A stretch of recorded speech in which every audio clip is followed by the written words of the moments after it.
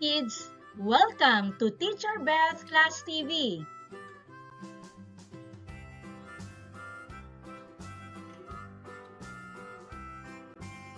Today, we're going to discuss about the types of clouds. In this lesson, you will learn and understand the 4 basic types of clouds by shape and how high they are in the sky. Are you ready? Look at the sky. What do you see? Exactly, these are clouds.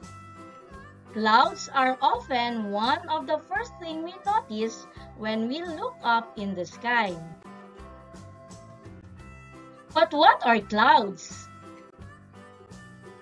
Clouds are made of water droplets or ice crystals in the sky. Clouds look different from one another.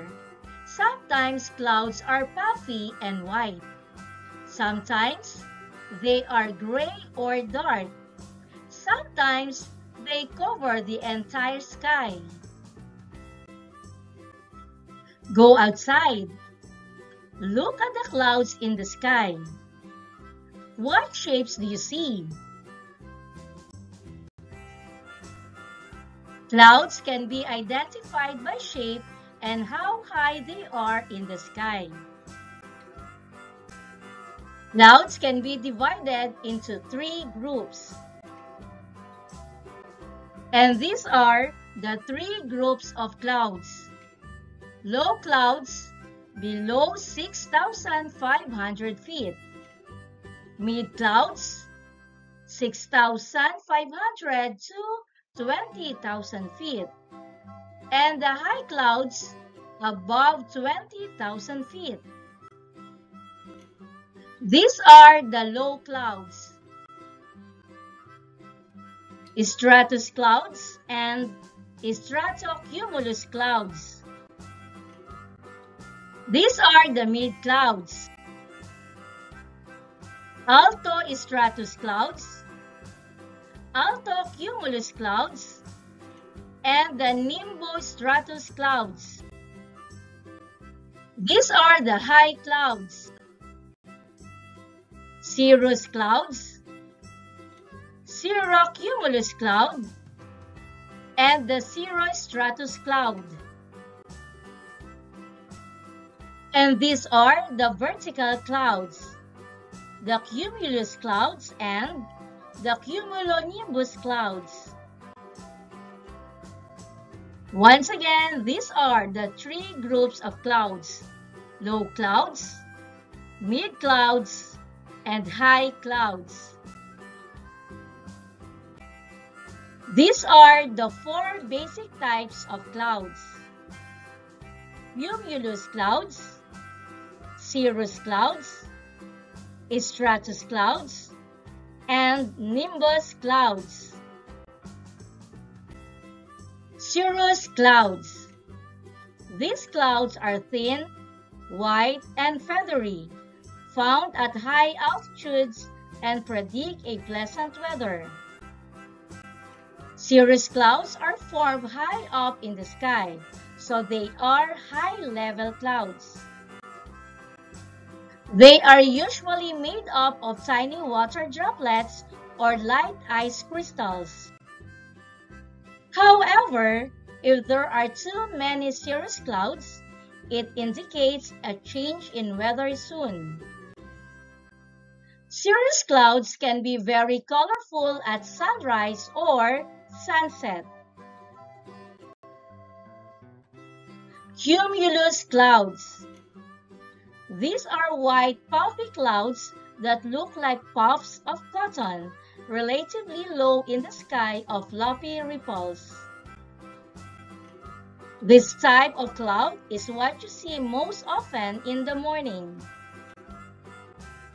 Cumulus clouds can become storm clouds with loud thunder and heavy rains. These clouds are called cumulonimbus. Stratus clouds. These clouds are flat, gray, or dark clouds that cover much of the sky. They look like flat sheets of clouds.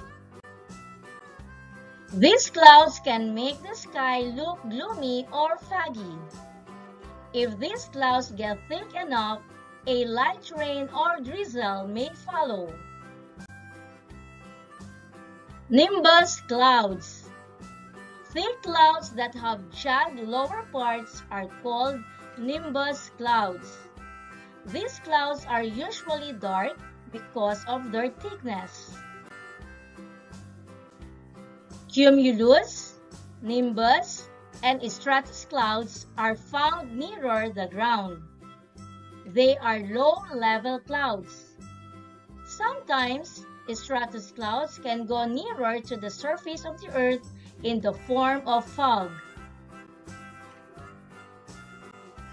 Once again, these are the four basic types of clouds: cumulus clouds, cirrus clouds, stratus clouds, and nimbus clouds.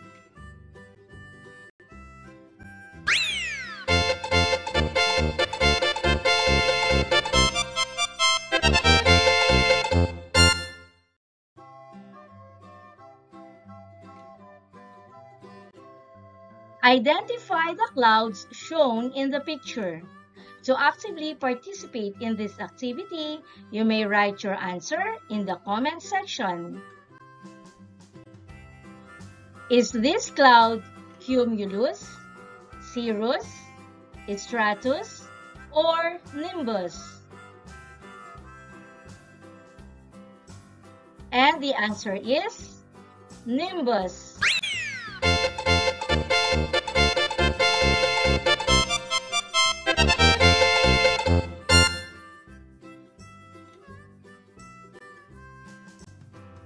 Is this cumulus, cirrus, stratus, or nimbus? And the correct answer is cumulus.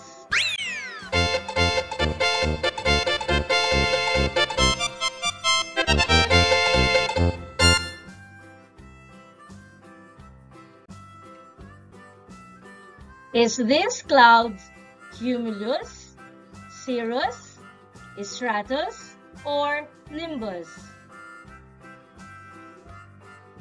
And the answer is stratus.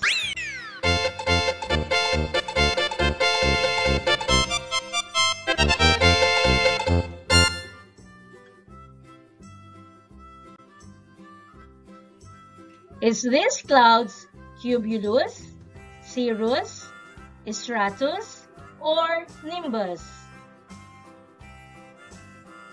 And the answer is cirrus.